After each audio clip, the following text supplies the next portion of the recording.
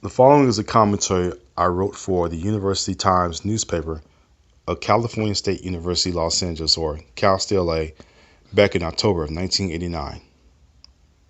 The commentary is called Life Goes On in South Central L.A. By now, everyone has heard of the problems facing South Central Los Angeles. Newspaper articles, radio programs, and television news reports have covered stories such as drug house raids, police efforts to stop gang violence, and the depressing tales of young innocent victims of drive-by shootings. Everyone has heard the expert opinions of how they will end the crisis in South Central. Law enforcement agencies believe that tougher laws and more prisons are the answer. Others say that recreation, better schools, parental responsibility, and social economic growth are valuable solutions.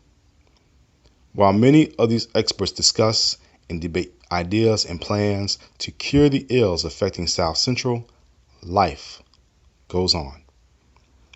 Day by day, life remains the same in the community. A few doors still have iron bars attached to doors and windows.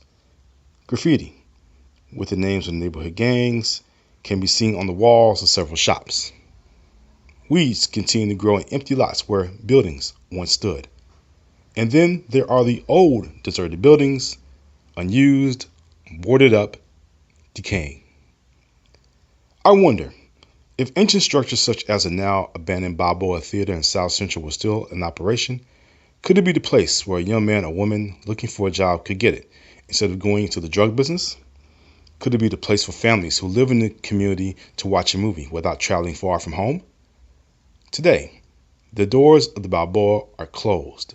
The building is up for sale, and chances are it will be converted into another swap meet.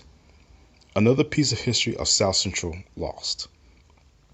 The bar gate separates the past from the present, giving thought of what could have been.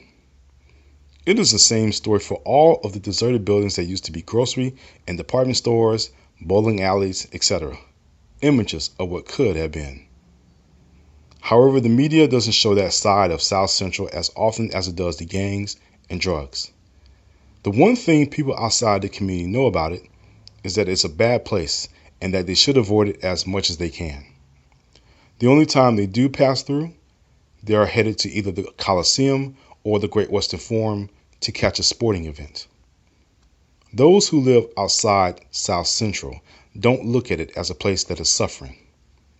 Despite all that is happening around them, the residents deal the best they can under the conditions they live in. Not everyone who lives in South Central is a gangbanger or a drug dealer. Most young people who live in these areas want to make the most out of themselves by getting a good education or a good job. Because of the pictures the media presents, it's a lot tougher for the individual coping with the pressure from within and without the community. So when I hear the experts talk about ways to improve South Central, and when I walk the streets and see what could have been and reflect on the present, all I know is that life goes on.